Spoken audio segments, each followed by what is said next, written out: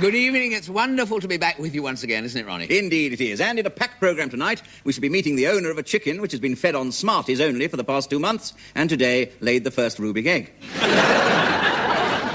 But first, the news. Britain's gravediggers came out on strike this morning, and this afternoon the undertakers came out in deepest sympathy. A tragic accident has ended the career of Plastex, the amazing plastic man. He sat on a radiator today and made a complete fool of himself. George Trimble, Blackpool's longest-serving deck chair attendant, was better tonight after collapsing at work today. It took 5 people 40 minutes to work out how to get him up again. Music. And a team of researchers in Salzburg have uncovered an early Mozart score. She was only 16 and lived over the bakery opposite. Finally, in Wales today, the anti-English front claimed responsibility for Max Boyce's Cabaret Act. But now a sketch, featuring Mr. Ronnie Corbett, who's always being let down by people, otherwise he'd never get off the bus.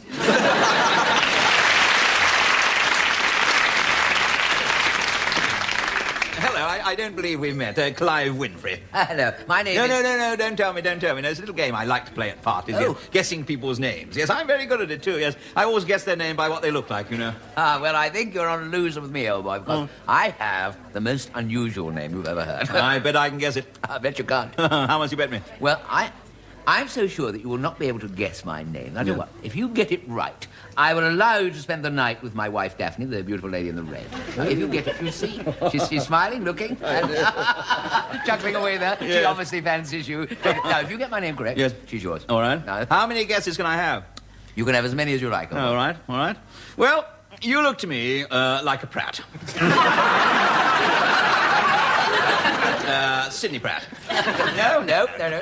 Perhaps you're more like more like a Wally. Are you, let's see, Wally Partington Smythe? No. Monty Rothermere? No. Aristotle Bonaventure? No. Otis Quigley? No. Humbert Bracegirdle? No. Tennessee Clitterhouse? No. Mordecai Wimperis? No. Ezra Barrington Crichton? No. Ebenezer Flatfast? No. Ignatius Giddy? No. Washington Thwackhurst? Jelly Roll Lanfranc? Israel Arafat? I think you're just guessing. No. Look, I'll give you a clue. My surname sounds like something that comes out at night. Comes out at night. Malcolm Dentures. Jeremy Horlicks. Freddie Starr. No, more exciting than that. Oh, more exciting. Dingle Tomcat. No, I don't think you're going to get it. I don't think your wife's going to get it. No, I'll give you another clue. Oh, yes, right. My Christian name sounds like a place in London with all the letters muddled up. Lewisham Post Office. No, I didn't mean that. I meant an anagram. Oh, an anagram. You mean like Dickapilly Circus and that sort of thing? Yes, well, let me think. Waterloo. Yes. Loo Water. No. Chalk Farm. Fork Charm. No. Hyde Crack Porno.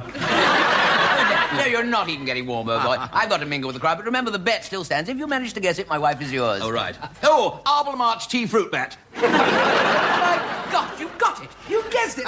So I get the prize, do I? Of course you do. I daren't go back on my word. Tell me, how did you manage it? Well, luckily, earlier in the evening, I met a very charming lady called Mrs. Arbel March Tea Fruit Bat in the red over there.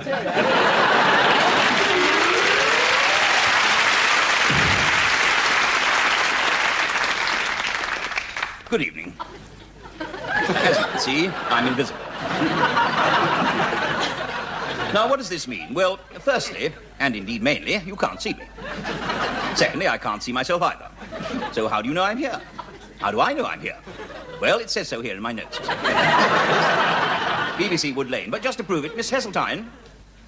Ah, there you are, Miss Heseltine. Could you pick up that pencil, please? One up to me, I think. But some of you must be asking, why can't I see his suit? Well, the answer is staring me in the face. I'm not wearing one. I'm an invisible nudist. And the chaps at the BBC have given me 3 minutes to state my case. Excuse me, the time starts now. That's it. Now, you're probably thinking I haven't seen anyone invisible down my street. Well, you wouldn't, would you? But that empty position in the post office, now that's probably one of us. Might even be one of us who's one of them. The gay invisible front. And back, for that matter, they're a splinter group. Now, let me show you a graph. Just come over here, would you? Now, here we have a graph showing the earnings of ordinary people in 1981. And here is the same graph for invisible people. You see, our invisible earnings were nil.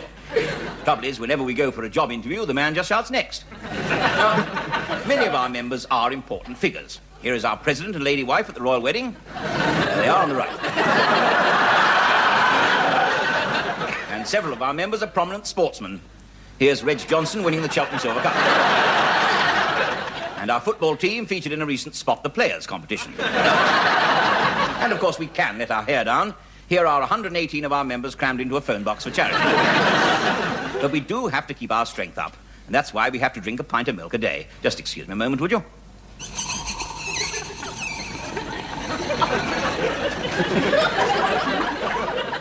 Ah, that's better. I feel a new man. And that's one of the other perks. Which brings me to a tremendous problem, sex. For instance, on your wedding night, it's not much fun wearing see-through pyjamas if all you can see through them is a wardrobe and a chest of drawers. To be frank, our members are not made of wood. If they were, you could see them. But embarrassments do occur. One of our members was enjoying a bit of connubial bliss with his wife, a very visible and lovely lady, when in burst the milkman, who misunderstood her smile and gave her a nasty shock. But not half the shock he gave her invisible husband. So do help us. We need money for our splendid new headquarters. There they are. As you see, they're almost completed. We need money for clothing, fig leaves for the women and bow ties for the men. We've handed in a petition to 10 Downing Street, but Margaret Thatcher won't even see us. So please send your donations to the Invisible Man, Invisible House, Nowhere, Milton Keynes. Oh, and don't bother to look at that chair anymore. I'm over here in the audience with Miss Heseltine. Good night.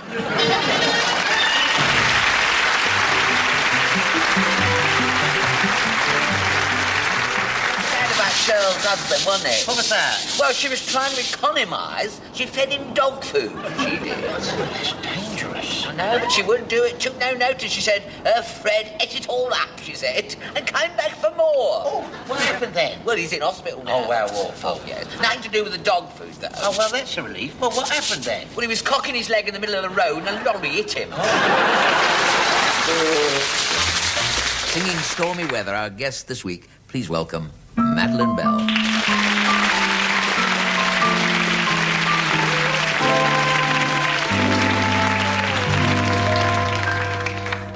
Don't know why there's no sun up in the sky. Stormy weather,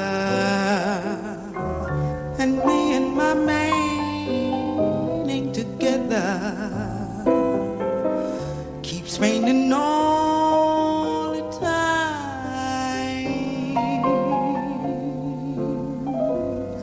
Life is bare, gloom and misery's everywhere. Stormy weather, I can't seem to get myself together. Keeps raining all the time.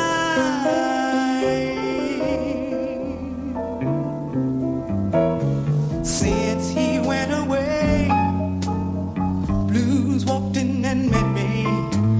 Now he's gone away, rocking chair will get me. All I do is pray, Lord above will let me walk in the sun once more. Can't go on, everything I have is gone. Stormy weather, I'd better pull myself together.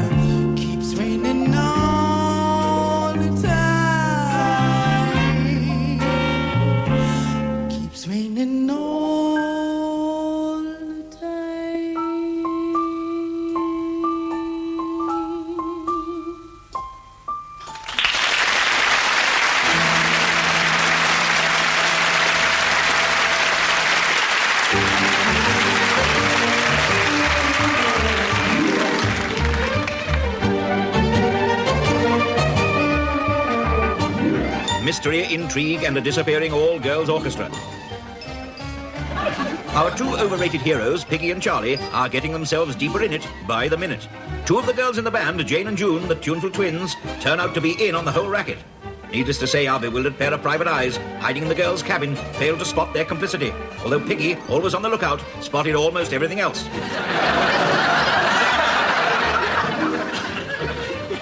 As the two villainesses secretly enter the cabin of a nasty-looking Oriental, the scoundrel whom we are soon to discover to be a black-hearted, yellow-white slaver, we resume this colourful story. So, those two English fools suspect something. I shall take steps to level it up. How, Mr. Chang? He who takes steps as the snow leopard does will arrive many days before the goat. But he who stands still will bend in the wind like chrysanthemum on cloudy day. What does this mean, Mr. Wang? Means I'm gonna kill him, knock him on the head of his shovel. But first, we must get all girls off the boat and to my villa. My orchestra. Only need two for the set. Then they play for me at Andiletta. Andaletta, how romantic. But why do you call your villa Andaletta? Him next to post office. We must take girls to join others already at villa. You go, see Alphonse arrange transport. I set about catching lost two girls. Well, why not quit now? You've got enough for an orchestra, and they're good girls. A lot of them can double their instruments. Sounds fascinating. But me want all girls. Even our manager, Mrs. Bumstead? She American woman with figure like hills and valleys of Tibet? Well, she certainly does go up and down. No. Proverbs say, he who will be in the field needs to know only how to make the daisy chain. But he who climb mountain needs special equipment. No, I do without her. You go, arrange transport.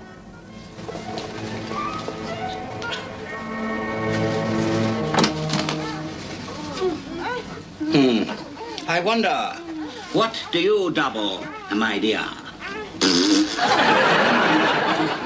Saxophone.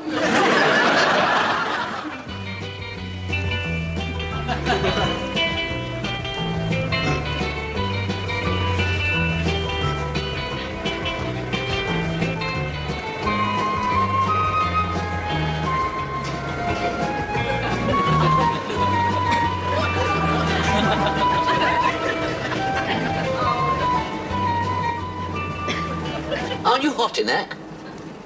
Darling, Well, why don't you take it off? I have got nothing on underneath it. See?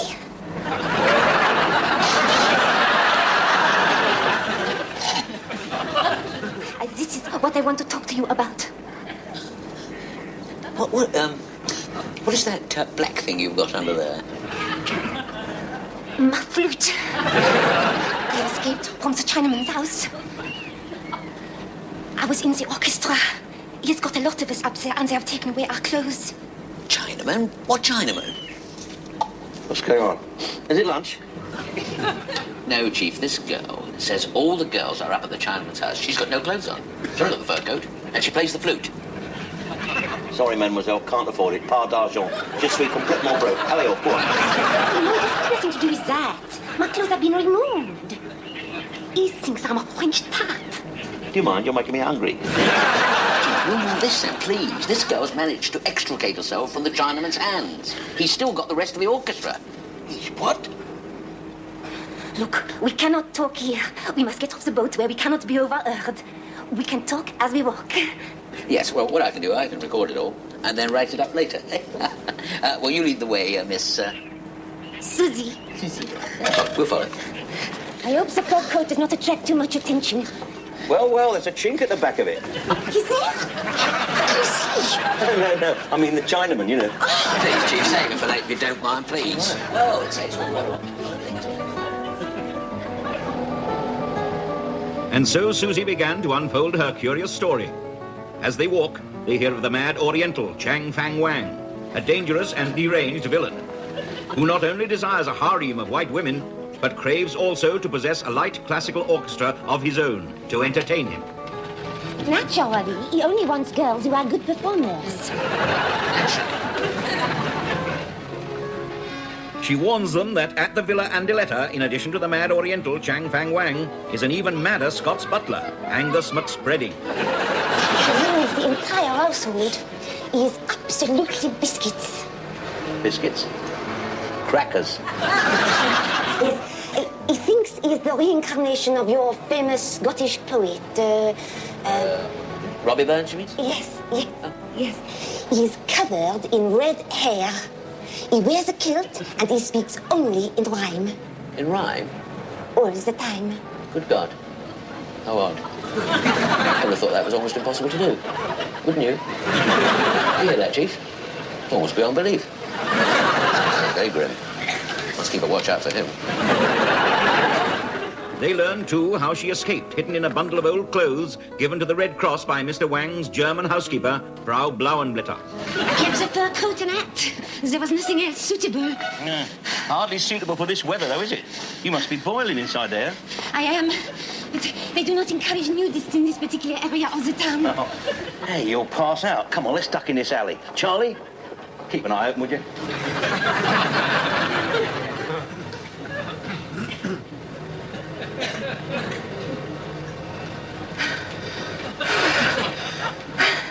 Oh, that's better. What a treat. Certainly was. And so the weird-looking trio decide to try to gain entry into the sinister Villa Andiletta to rescue the unfortunate girls from the clutches of the wily Wang. They begin to lay their plans, pausing only for Susie to prevent Piggy from completely boiling over and to give Charlie a turn.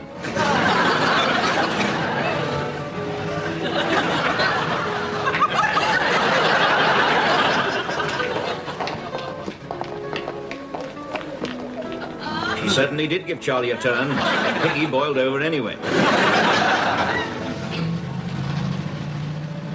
Next day, suitably disguised, the disastrous duo are driven to the villa by our brand new heroine, Susie.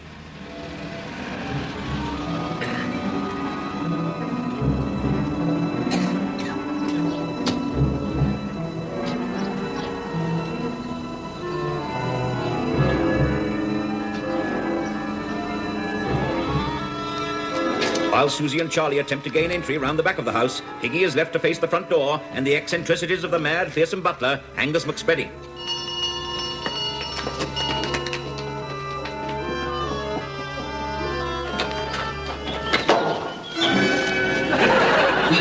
Wished away, what are you doing here today? I am here, how you say, solamente fixe electricitación. Es necesario. Nothing's broke. What's this, some kind of joke? The trouble is outside of the cars, my friend, but I have to come in, switch you off, and check your fuse. Otherwise, one false move and poof, 1,000 volts light up your spot. Well, if what you say is correct, come in and get the wiring checked. But listen, heed my warning clear. My master keeps his women here. You'll find them all in friendly mood. And underneath their clothes, they're nude. Keep your mind upon your wires and sublimate your base desires. I'll smash your brains in all directions if I catch you making loose connections.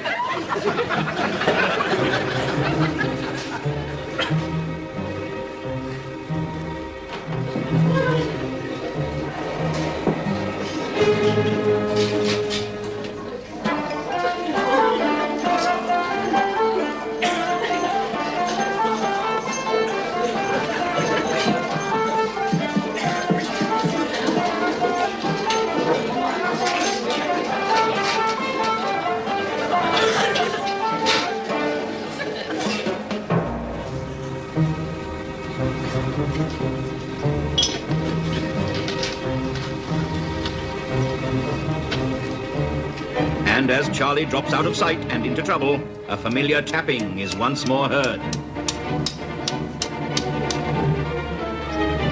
Who is the sinister man with the white stick? Is it a case of blind man's bluff? What will happen to our two heroes of the harem? When they try to mingle with the girls, will they be grabbed by the eunuchs? Don't miss next week's excruciating episode of Band of Slaves.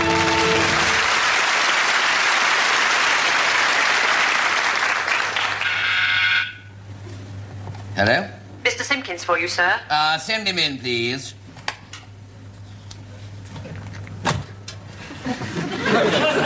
Morning, Mr. Fishbine. Morning, Simpkins. Come in, please. Yep. Sit down, please, Simpkins. Yep. Simpkins, how long have you been with us now in this office as an accountant? Well, 5781. It's 24. It's 24.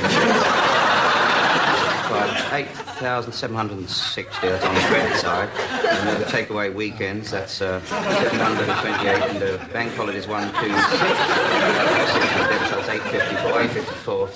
That's 7,906 days net, sir. I see, Simpkins. I think it would be fair to say, would it not, Simpkins, that you are just about the most boring man I have ever met in my whole life. Yes, that's quite correct. I am, sir, yes. You are tedious to a degree I have not hitherto thought possible. Yes, I quite realise that, so I do try very hard not to be tedious, but I am by nature a very dull person, you see, so I've tried to analyse what it is about me that makes me so dull and insipidly boring, but I've failed to isolate the exact root cause of the problem and thus make amends in some form for my singly unexcitable aspect of my general demeanour, which characterises the innate reserve I have in my approach to life. So. Shut up! You're a social failure, Simpkins. Yes, sir. You are a boring, dreary, piddling little drone whose long and dismal career has contained no fun whatsoever. Your drab life revolves around the singularly drab and boring profession of accountancy. Yes, sir. Yes, even your name, Simpkins, is boring. Yes, sir. Don't keep agreeing with me, Simpkins. Don't keep agreeing with me. That in itself is boring. Yes, I couldn't agree with you more, sir. I was only saying the same to Simpkins of invoicing the other day when I was talking about the downturn investment potential of unit trusts, sir, which... Shut up about the downturn of investment of unit trusts. How can you refer to anybody as Simpkins of invoicing? I beg your pardon, sir? She's your wife, Simpkins. Can't you use her first name? That is her first name, sir. That married life with you two is one long round of impetuous hysteria. Oh, no, I wouldn't go so far as to say. Have you any children, Simpkins? 2.4, sir. 2.4? Yes, we've got a boy and a girl and another one on the way, sir. How old are the children? Well, Perkins is 13 and Wilkins is nearly 11, sir. Well, that's 3 times you haven't been boring, at least. Yes, I have no complaints from my lady wife, so mind you, she was asleep at the time, so I suppose that's... Tell me, Simpkins, when you go home at night, I mean, what do you do to relax? I mean, how do you let your hair down? Well, I watch television sometimes, sir. I watch Blue Peter or The Weatherman. Nothing too racy, you know what I mean. Do you have any pets at all? I expect you might have a vulture or a black mamba. I've got a little tiny budgie, sir. Oh, wonderful. You've got a little tiny budgie. Yes. And what is the tiny budgie called? Tompkins, sir. Tompkins Simpkins. Yes. And tell me, Simpkins, do you allow your children, Perkins Simpkins and Watkins Simpkins, play with the budgie Tompkins Simpkins? Or do you leave that to your wife, Simpkins Simpkins? I beg your pardon, sir? Simpkins, have you ever smiled? Do you ever smile? Oh, yeah, I smile all the time, sir. Would you please smile for me, then, now? Oh, I hardly think in office hours that would be the thing. You hardly think in office hours that would be the thing. Yes. I am going to make you smile for me, Simpkins. If it is the last thing I do, I am going to make you smile. Do you hear that? You're going to have the time of your life.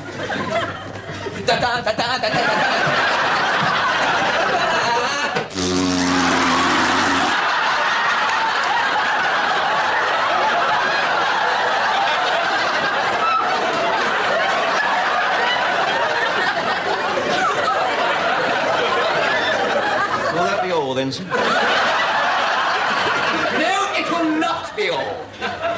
Why don't you once do something different? Just once do something different and outrageous. Just come in the morning and grab the tea lady and make mad, passionate love to her on top of the tea trolley. They're a squash all her eclairs, sir. Never mind her eclairs. No. Just do anything. Yeah. Something different. I will, sir. I will. I'll try to do my very best. Oh, don't get out. Yes, get I out will. of here. I'll get out, sir. Before you drive me mad with boredom.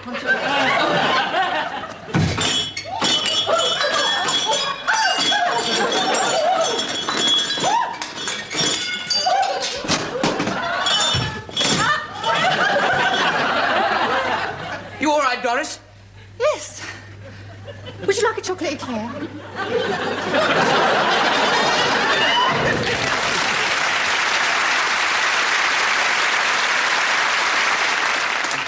Now, actually, tonight we're all a bit excited because one of the camera crew has just got into the Guinness Book of Records. Earlier this afternoon, he set up a new world record for the longest a BBC cameraman has gone without a drink. 27 yards. No, that's only a joke.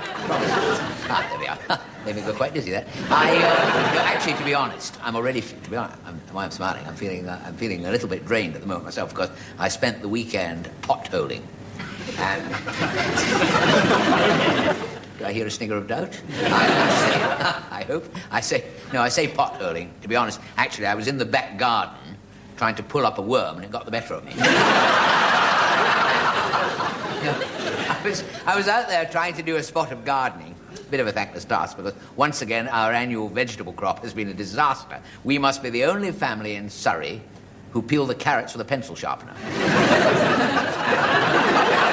As usual, the cabbage patch is a wasteland. Dennis was only saying the other day, he said, this cabbage, he said, that's a wasteland. He said, in fact, the caterpillars have grown incredibly fat. My wife found one at the bottom of the garden, thought it was an unexploded bomb. Of course, to be honest, if she wasn't so fussy, the garden wouldn't be the state it is, to be honest. Would you believe we took 6 months to lay a lawn because she couldn't decide on the colour? As a matter of fact, things have never been right with that lawn because she got the grass seed mixed up with the bird seed.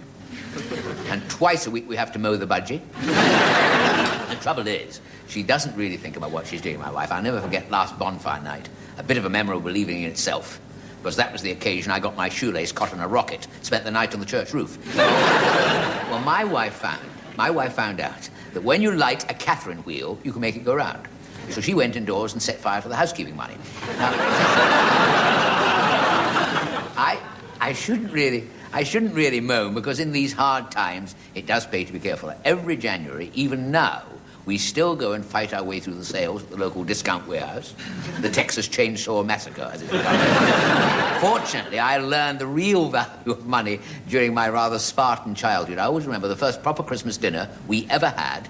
My mother served up a kipper with 2 Brussels sprouts on top. I never forgave her for that. I thought she'd killed a mermaid.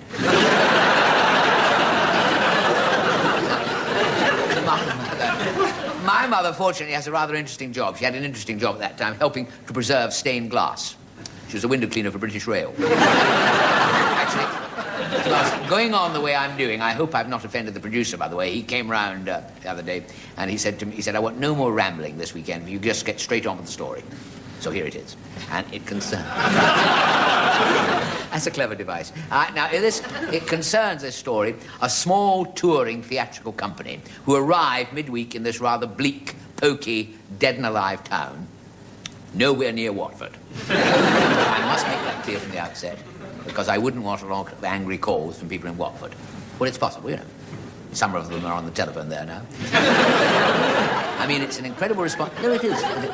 It's an incredible responsibility, really, when you think that I am sitting here being watched by 17, maybe 18 people. I do have to be careful, very careful. So this theatrical company arrived in town, and the leading light of the group, a rather grand actor-manager type, strolls into the local butcher shop with his silver-top cane, his astrakhan collar, and he says, "Good day to you," he said, "butcher. My name," he said, "is Sir Balthazar Pules, the world-famous thespian. A world-famous thespian. Thousands have laughed at my Malvolio," he said. I was wondering whether, perchance, you would be kind enough to cash me a small cheque." Whereupon he unfolds the cheque, and he holds it up to the butcher, who squints at it closely and says, politely but firmly, "Naff off, Ponsleeches." I knew you'd like that. Just slight suggestion of style there. Whereupon the chap carefully folds the cheque and he puts it in his back pocket, you see. He leaves it, and he leaves.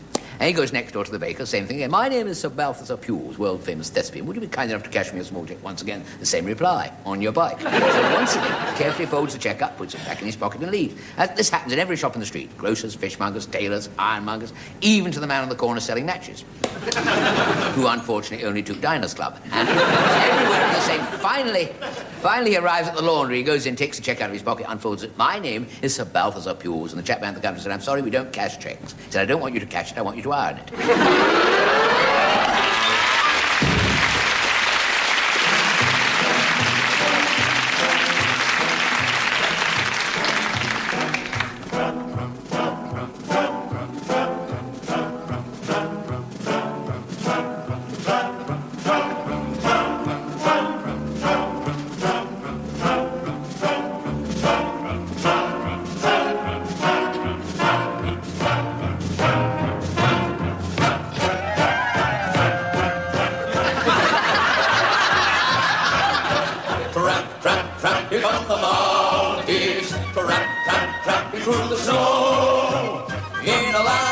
in the winter, it's 40 degrees below.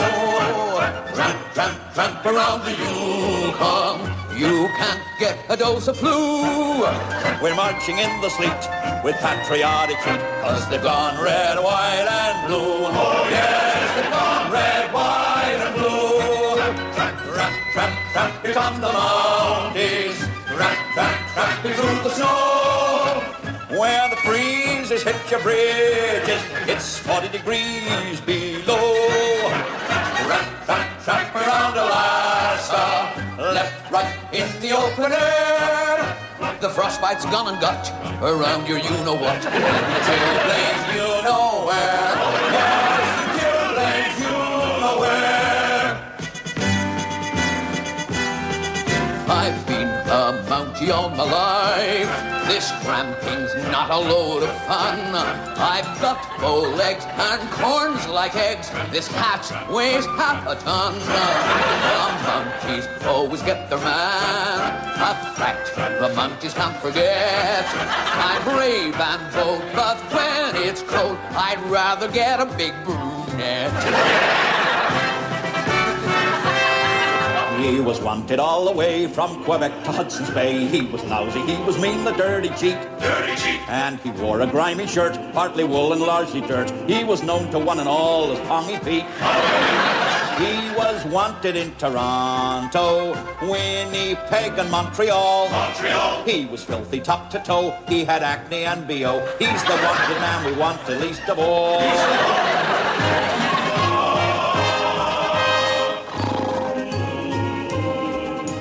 The Mounties on their horses, it's a sight that's sure to please. I'm taking riding lessons and I'm learning by degrees. I leap upon my charger and it buckles at the knees. So we don't ride no more. When we go out on maneuver, I've got a horse that's quite a mover. I've a bucket and a hoover. And the horse goes trot, trot, trot. Jean-Pierre, always on the loose, round the old caboose, hunting elk and moose, shot a duck and gave his girl a goose, but she wasn't interested. Jean-Pierre, hunting everywhere, buffalo and hare, told his lady fair. Next week he said, I fancy hunting bear, and he got arrested. French leave in old Quebec. 2 weeks and you're a wreck. Mamsells, damsels, blondes in every bar, gin and French and lots of ooh-la-la. Blind dates and candlelight, our dates were quite the sight. I got Phyllis and Phyllis and I got Chloe and Coco Van. French leave in old Quebec.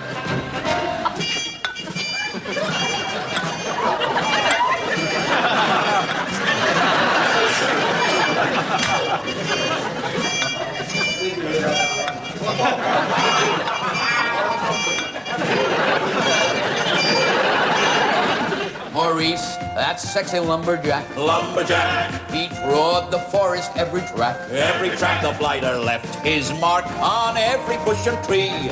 Not to mention Rosemary. He was big and strong and hairy. She was winsome, weak and wary, and he chased her around the prairie for her dairy leave. He said, come here, and she said thanks. She said thanks. She was thick as two short planks.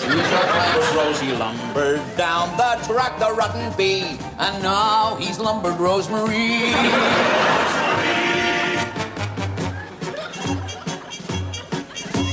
Riding round the Rockies, see us gallop through the trees. I call my horse Tornado, 'cause he's faster than the breeze. I call my pony Windy, 'cause he's fed on hay and pea.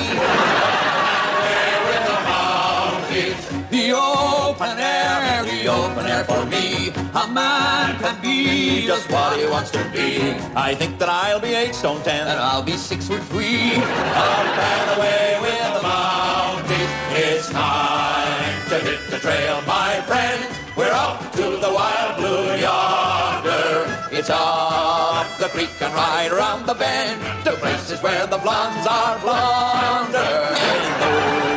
We'd rather go by bus. We'll march to the golden sunset. We're off to join the tea and bun set. Our Mounties last the line for us. Our Mounties